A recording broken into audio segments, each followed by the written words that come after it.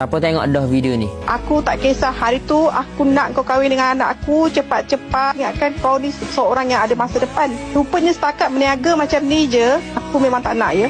Aku nak cakap dengan kau, cancel. Aku tak nak kau kahwin dengan anak aku dan kau jangan cari anak aku dah. Allahu Akbar. Senang cerita nak menikah sebab duit ialah.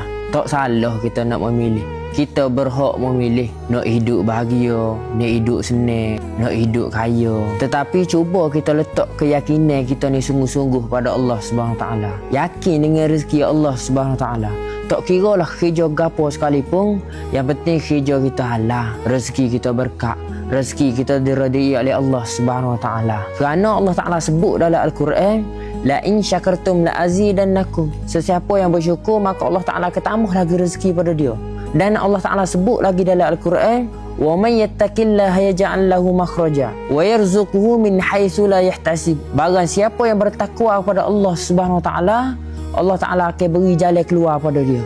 Dan Allah Taala akan beri rezeki yang tidak disangka-sangka pada dia.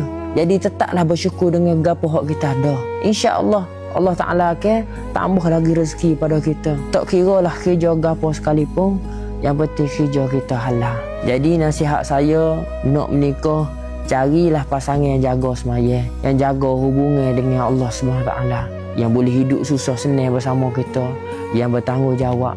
Kerana bila mana kita jaga semaya, jaga hubungan dengan Allah Ta'ala, insya-Allah Allah Ta'ala akan jaga hubungan kita suami isteri. Dan kalau boleh sebelum kita nak menikah, banyak ke semaya taubat, semaya hajat, semaya sunat istikharah, minta petunjuk dengan Allah SWT. Ya Allah, kalau dia adalah pasangan terbaik untuk aku, maka dekatkanlah hati aku dengan dia. Kalau dia bukan pasangan terbaik untuk aku, maka jauhkanlah hati aku dengan dia. Insya-Allah Allah Ta'ala akan beri jalan pada kita. Dan Allah Ta'ala akan hadirkan pasangan terbaik untuk kita, yang mampu menjaga kita, mendidik kita hingga ke syurga Allah Subhanahu Wa Ta'ala, insya-Allah. Pesan yang bersama ingat datang. Assalamualaikum.